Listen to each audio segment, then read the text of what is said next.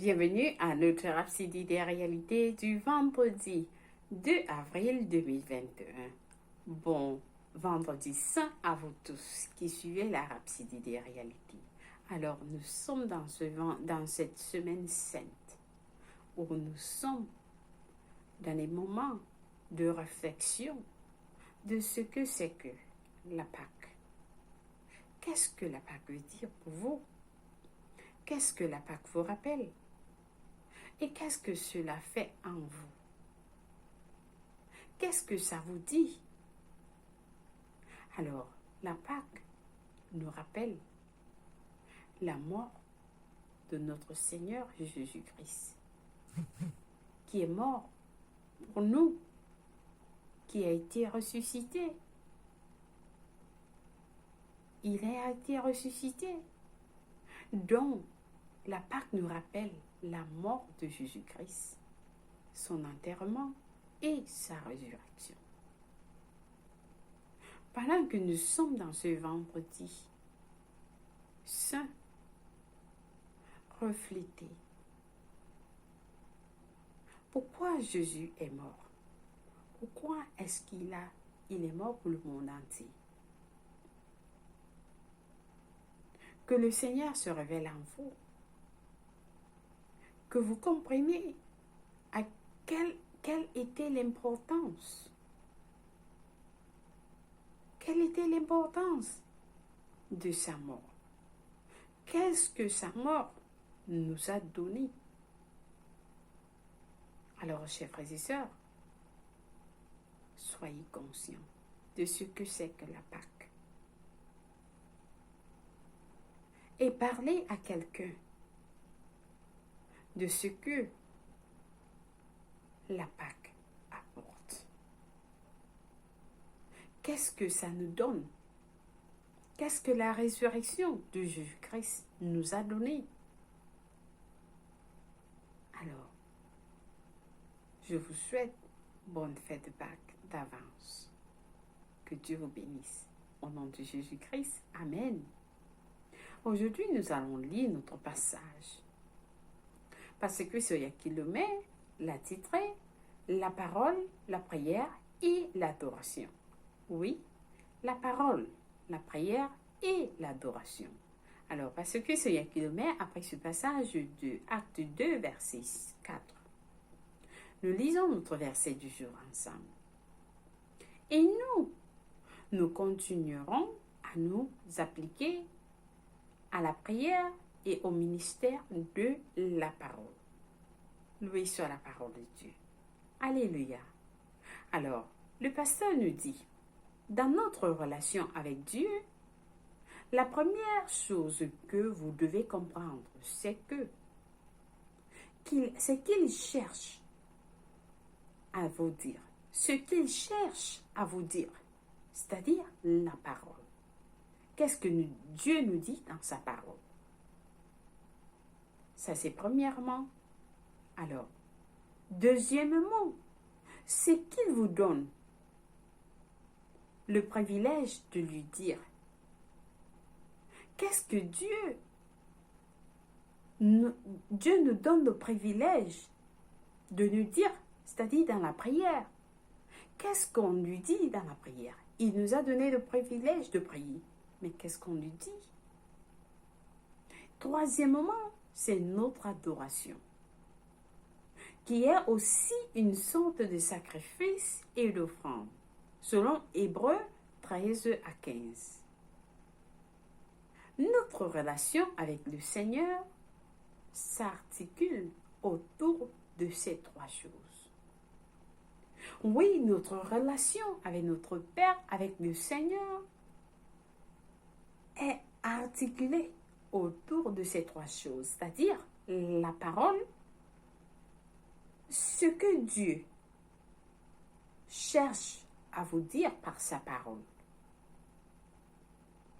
et ce qu'il vous donne le privilège de lui dire. Et ensuite, troisièmement,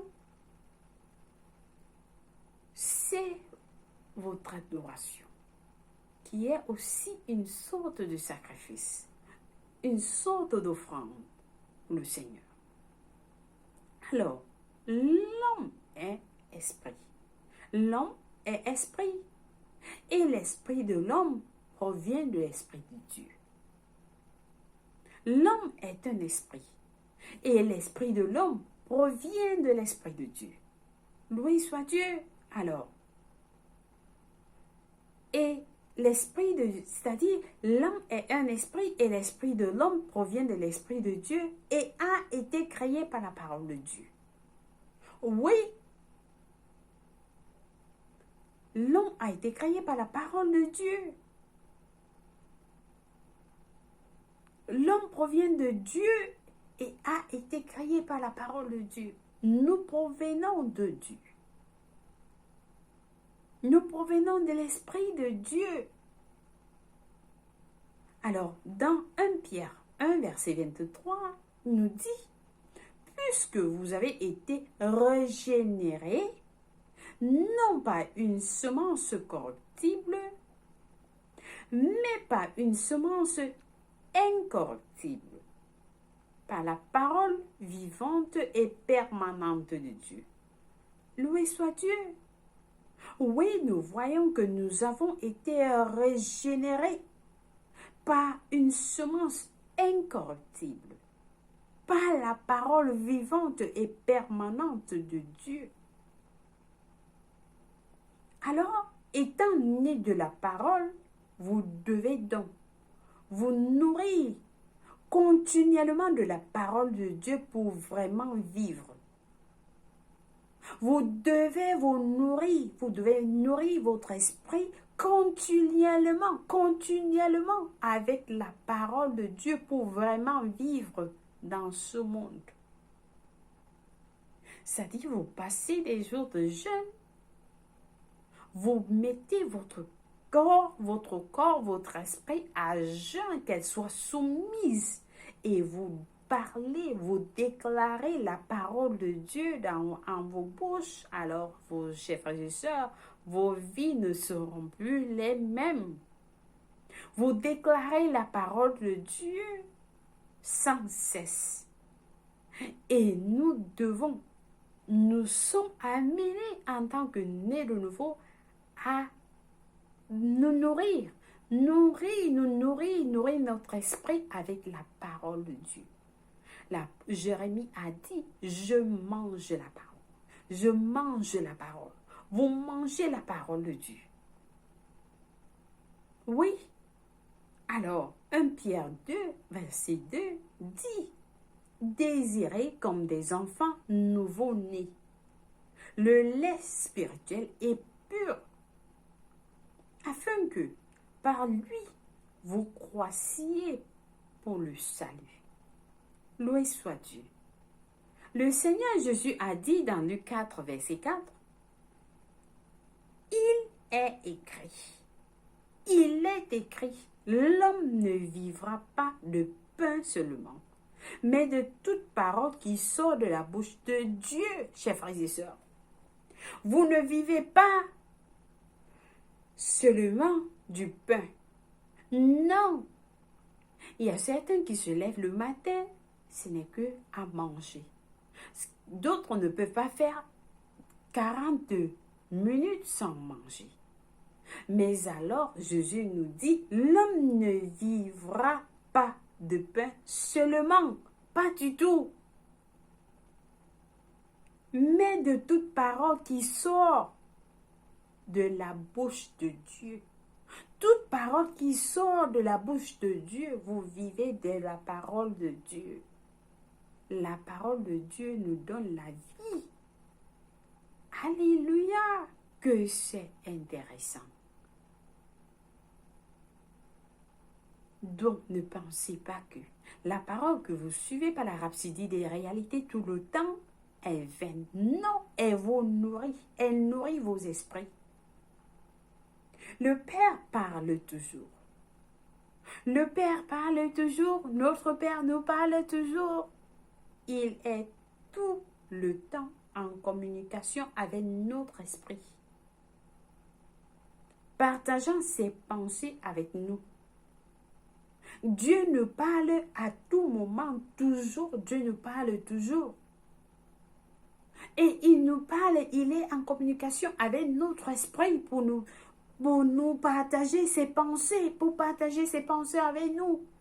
Il nous parle à tout moment, mais il faut qu'on soit dans l'esprit pour pouvoir comprendre ce qu'il nous dit. Il faut qu'on marche par l'esprit. On marche dans l'esprit, on soit connecté à sa fréquence, afin que nous puissions écouter ce qu'il nous dit. Mais alors, si vous n'êtes pas dans l'esprit, vous ne pouvez pas comprendre ce qu'il vous dit. Vous n'allez pas suivre les instructions qu'il vous donne. Vous allez rater. Alors, chers frères et sœurs, c'est important qu'on soit connecté avec le Père par l'esprit. Alors, ce ne sont pas juste les paroles que vous dites durant vos moments de prière qui comptent. Ce ne sont pas les paroles que vous dites pendant les moments de prière qui comptent, mais aussi l'opportunité accordée à l'Esprit de Dieu de vous rendre ministère à mesure que vous lui rendez ministère. C'est-à-dire, vous accordez à l'Esprit de Dieu de vous rendre ministère à mesure que vous lui rendez ministère. Vous êtes en train de... C'est une communication. C'est une communication. Donc, il faut laisser qu'il vous rende le ministère. Alors, nous accordons aussi des moments de qualité à l'adoration. Nous accordons aussi des moments de qualité à l'adoration, c'est-à-dire chanter au Seigneur. Chanter au Seigneur en le louant et l'adorant. Lorsque nous adorons le Seigneur, c'est une communion d'esprit. C'est une communion d'esprit. Un moment d'extase. C'est un moment d'extase, je m'excuse. C'est un moment d'extase divine. Oui, un temps pendant lequel vous êtes ravis dans la fidélité et la gloire de sa présence. Pendant que vous priez, vous adorez le Seigneur, il y a cette extasie. Il y a cette union-là.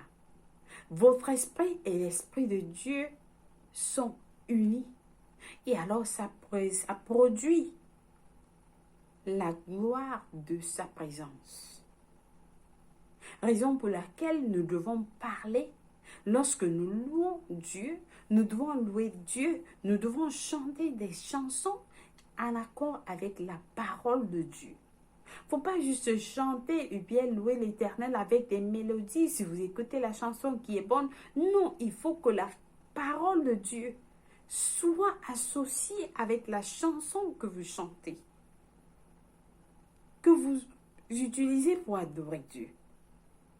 Alors, le Seigneur Jésus, dans Jean 4, verset 23, nous a dit, souligne que la véritable adoration est celle qui est faite en esprit et en vérité. Oui, la vraie adoration est celle qui est faite en esprit et en vérité. Ce qui veut dire que vous devez adorer le Père à partir de votre esprit et en conformité avec sa parole. Vous adorez le Père, oui, dans l'esprit. Et la parole qui sort de vos bouches doit être la parole de Dieu. Elle doit être la parole de Dieu. Si elle n'est pas la parole de Dieu, alors, chers frères et sœurs, on ne peut pas en saisir. Cela implique donc de faire des confessions à son nom. Vous faites des confessions à son nom et en vous basant sur qui il est, en accord avec la révélation de sa personnalité dans la parole. Alléluia. Lorsque vous louez l'Éternel, vous lui rendez grâce pour ce qu'il est. C'est-à-dire, vous confessez son nom en vous basant sur ce qu'il est, en accord avec la révélation de sa personnalité dans la parole. Alléluia.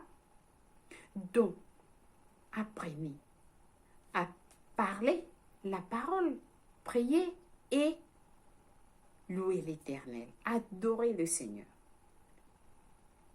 La parole, la prière et l'adoration. Très important. Alors, chers frères et sœurs, je pense que quelqu'un a été béni avec ce passage. Car nous sommes tous appelés à pratiquer la parole de Dieu, prier et louer l'Éternel. Amen. Alors, nous passons à notre prière du jour. Nous prions en disant: Cher Père Céleste, merci pour le bonheur d'avoir la culture de la parole et d'être nourri et bâti par la parole. Et aussi pour l'opportunité d'avoir une communion continue avec toi à travers la prière. Je t'adore à l'instant même et je loue ta majesté, reconnaissant ta grâce et ta gloire dans ma vie.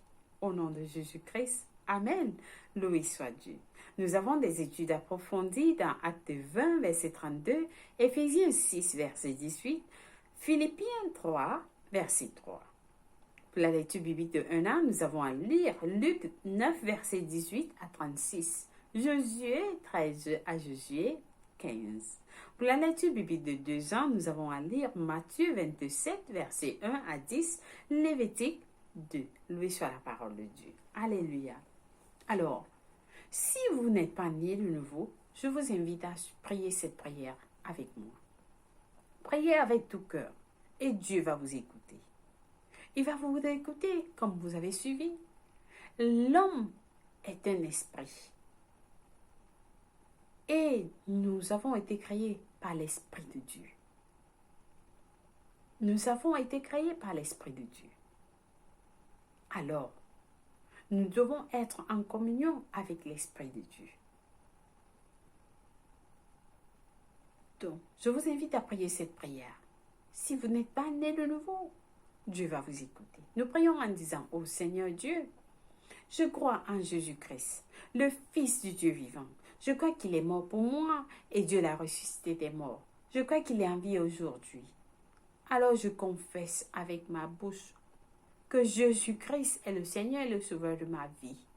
Par lui et par son nom, j'ai la vie éternelle. Je suis né de nouveau. J'ai la vie éternelle dans mon esprit. Je suis né de nouveau. Je suis désormais un enfant de Dieu. Alléluia. Si vous avez prié cette prière, je vous rassure, Dieu vous a écouté. Et il vous a répondu. Alors là, vous êtes la bienvenue dans le royaume de Dieu. Et les anges célèbres vont arriver dans le royaume. Alors, nous vous accueillons dans la famille de Dieu. Oui, vous êtes bénis. Vous êtes bénis infiniment au nom de Jésus-Christ. Je prie pour vous. Père éternel, merci pour tes enfants qui viennent de recevoir le salut. Je les nomme avec le nom de Jésus-Christ. Je les bénis avec ta parole, je les bénis avec ton Esprit Saint, l'Esprit Saint de Dieu, qui a ressuscité Jésus-Christ entre les morts. Je les bénis avec ta parole, ton amour, ta grâce. Et je déclare, Satan n'a plus de pouvoir en eux. Ils appartiennent à Jésus-Christ. Alors ils sont bénis. Vous êtes bénis au nom de Jésus-Christ. Amen, loué soit Dieu. Chers frères et sœurs, si vous avez des questions à connaître par rapport à votre salut, n'hésitez pas à nous contacter et nous serons ravis de vous fournir des informations.